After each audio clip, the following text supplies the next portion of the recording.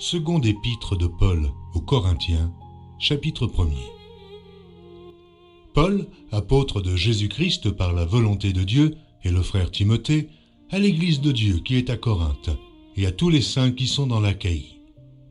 Que la grâce et la paix vous soient données de la part de Dieu notre Père et du Seigneur Jésus-Christ.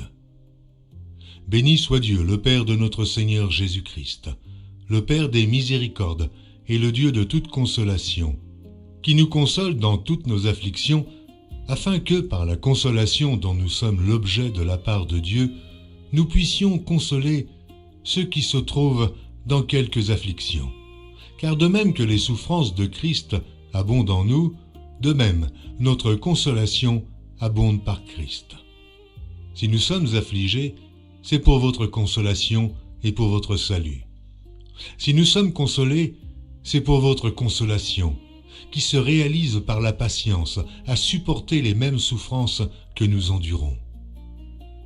Et notre espérance à votre égard est ferme, parce que nous savons que, si vous avez part aux souffrances, vous avez part aussi à la consolation. Nous ne voulons pas, en effet, vous laisser ignorer, frères, au sujet de la tribulation qui nous est survenue en Asie, que nous avons été excessivement accablés au-delà de nos forces, de telle sorte que nous désespérions même de conserver la vie.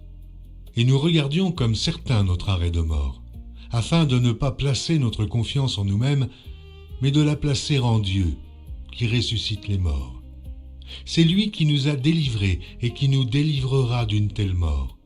Lui de qui nous espérons qu'il nous délivrera encore. Vous-mêmes aussi, nous assistants de vos prières, afin que la grâce obtenue pour nous par plusieurs soit pour plusieurs une occasion de rendre grâce à notre sujet. Car ce qui fait notre gloire, c'est ce témoignage de notre conscience que nous nous sommes conduits dans le monde et surtout à votre égard avec sainteté et pureté devant Dieu. Non point avec une sagesse charnelle, mais avec la grâce de Dieu. Nous ne vous écrivons pas autre chose que ce que vous lisez et ce que vous reconnaissez. Et j'espère que vous le reconnaîtrez jusqu'à la fin. Comme vous avez déjà reconnu, en partie, que nous sommes votre gloire, de même que vous serez aussi la nôtre au jour du Seigneur Jésus. Dans cette persuasion, je voulais aller d'abord vers vous, afin que vous eussiez une double grâce. Je voulais passer chez vous pour me rendre en Macédoine, puis revenir de la Macédoine chez vous, et vous m'auriez fait accompagner en Judée. Est-ce que, en voulant cela, j'ai donc usé de légèreté, ou bien mes résolutions sont-elles des résolutions selon la chair, de sorte qu'il y ait en moi le oui et le non. Aussi vrai que Dieu est fidèle, la parole que nous vous avons adressée n'a pas été oui et non. Car le Fils de Dieu, Jésus-Christ, qui a été prêché par nous, au milieu de vous par moi, et par Sylvain, et par Timothée, n'a pas été oui et non, mais c'est oui qui a été en lui. Car pour ce qui concerne toutes les promesses de Dieu, c'est en lui qu'est le oui. C'est pourquoi encore l'amen par lui est prononcé par nous à la gloire de Dieu.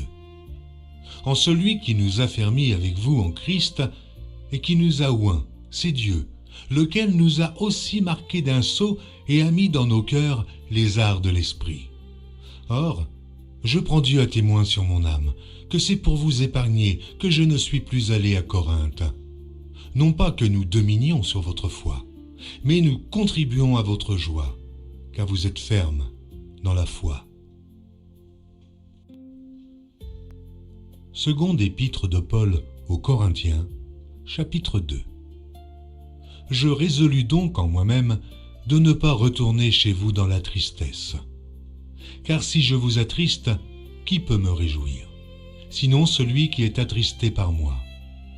J'ai écrit comme je l'ai fait, pour ne pas éprouver, à mon arrivée, de la tristesse de la part de ceux qui devaient me donner de la joie, ayant en vous tous cette confiance que ma joie est la vôtre à tous.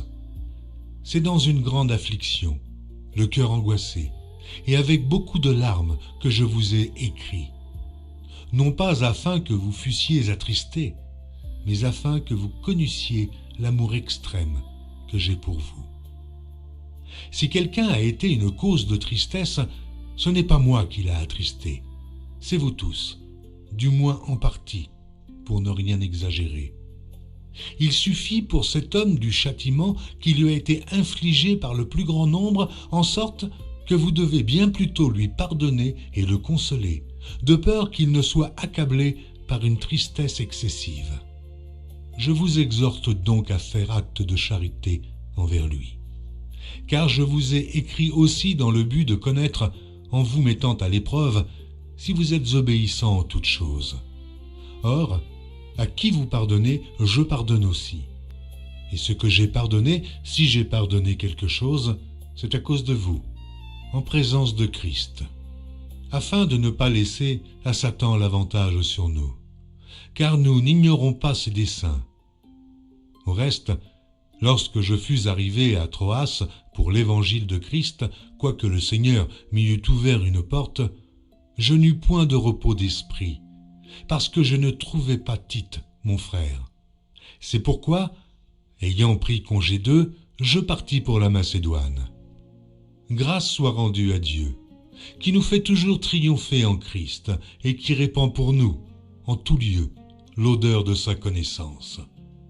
Nous sommes, en effet, pour Dieu la bonne odeur de Christ parmi ceux qui sont sauvés et parmi ceux qui périssent. Aux uns, une odeur de mort, donnant la mort. Aux autres, une odeur de vie, donnant la vie. Et qui est suffisant pour ces choses? Car nous ne facilifions point la parole de Dieu, comme font plusieurs, mais c'est avec sincérité, et c'est de la part de Dieu que nous parlons en Christ, devant Dieu. Seconde épître de Paul aux Corinthiens, chapitre 3. Commençons-nous de nouveau à nous recommander nous-mêmes, ou avons-nous besoin, comme quelques-uns, de lettres de recommandation auprès de vous ou de votre part?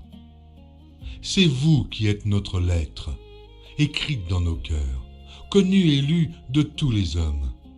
Vous êtes manifestement une lettre de Christ, écrite par notre ministère, non avec de l'encre, mais avec l'Esprit du Dieu vivant, non sur des tables de pierre, mais sur des tables de chair, sur les cœurs. Cette assurance-là, nous l'avons par Christ, auprès de Dieu.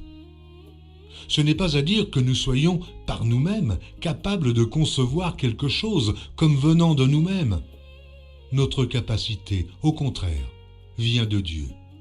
Il nous a aussi rendus capables d'être ministres d'une nouvelle alliance, non de la lettre, mais de l'esprit, car la lettre tue, mais l'esprit vivifie. Or, si le ministère de la mort, gravé avec des lettres sur des pierres, a été glorieux au point que les fils d'Israël ne pouvaient fixer les regards sur le visage de Moïse, à cause de la gloire de son visage, bien que cette gloire fût passagère, combien le ministère de l'Esprit ne sera-t-il pas plus glorieux? Si le ministère de la condamnation a été glorieux, le ministère de la justice est de beaucoup supérieur en gloire. Et, sous ce rapport, ce qui a été glorieux ne l'a point été, à cause de cette gloire qui lui est supérieure. En effet, si ce qui était passager a été glorieux, ce qui est permanent est bien plus glorieux. Ayons donc cette espérance. Nous usons d'une grande liberté. Et nous ne faisons pas comme Moïse, qui mettait un voile sur son visage, pour que les fils d'Israël ne fixassent pas les regards sur la fin de ce qui était passager. Mais ils sont devenus durs d'entendement. Car jusqu'à ce jour, le même voile demeure quand ils font la lecture de l'Ancien Testament. Et il ne se lève pas, parce que c'est en Christ qu'il disparaît. Jusqu'à ce jour, quand on lit Moïse, un voile est jeté sur leur cœur. Mais lorsque les cœurs se convertissent au Seigneur, le voile est ôté. Or, le Seigneur c'est l'Esprit. Et là où est l'Esprit du Seigneur, là est la liberté. Nous tous qui, le visage découvert, Contemplons comme dans un miroir la gloire du Seigneur. Nous sommes transformés en la même image de gloire en gloire, comme par le Seigneur, l'Esprit. Seconde épître de Paul aux Corinthiens, chapitre 4. C'est pourquoi, ayant ce ministère selon la miséricorde qui nous a été faite, nous ne perdons pas courage. Nous rejetons les choses honteuses qui se font en secret. Nous n'avons point une conduite astucieuse, et nous n'altérons point la parole de Dieu, mais, en publiant la vérité, nous nous recommandons à toute conscience d'homme devant Dieu. Si notre évangile est encore voilé, il est voilé pour ceux qui périssent, pour les incrédules dont le Dieu de ce siècle a aveuglé l'intelligence, afin qu'ils ne vissent pas briller la splendeur de l'évangile de la gloire de Christ, qui est l'image de Dieu. Nous ne nous prêchons pas nous-mêmes, c'est Jésus-Christ le Seigneur que nous prêchons, et nous nous disons vos serviteurs à cause de Jésus. Car Dieu qui a dit « La lumière brillera du sein des ténèbres », a fait briller la lumière dans nos cœurs, pour faire resplendir la connaissance de la gloire de Dieu sur la face de Christ. Nous portons ce trésor dans des vases de terre, afin que cette grande puissance soit attribuée à Dieu et non pas à nous. Nous sommes pressés de toute manière, mais non réduits à l'extrémité, dans la détresse, mais non dans le désespoir, persécutés, mais non abandonnés, abattus, mais non perdus, portant toujours avec nous dans notre corps la mort de Jésus, afin que la vie de Jésus soit aussi manifestée dans notre corps. Car nous qui vivons, nous sommes sans cesse livrés à la mort à cause de Jésus, afin que la vie de Jésus soit aussi manifestée dans notre chair mortelle.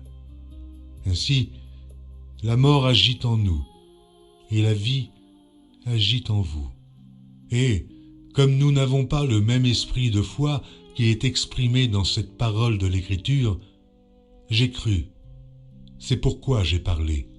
Nous aussi nous croyons, et c'est pour cela que nous parlons, sachant que celui qui a ressuscité le Seigneur Jésus nous ressuscitera aussi avec Jésus, et nous fera paraître avec vous en sa présence. Car tout cela arrive à cause de vous, afin que la grâce, en se multipliant, fasse abonder, à la gloire de Dieu, les actions de grâce d'un plus grand nombre. C'est pourquoi nous ne perdons pas courage.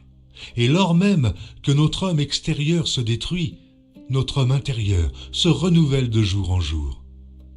Car nos légères afflictions du moment présent produisent pour nous, au-delà de toute mesure, un poids éternel de gloire, parce que nous regardons non point aux choses visibles, mais à celles qui sont invisibles, car les choses visibles sont passagères, et les invisibles sont éternelles.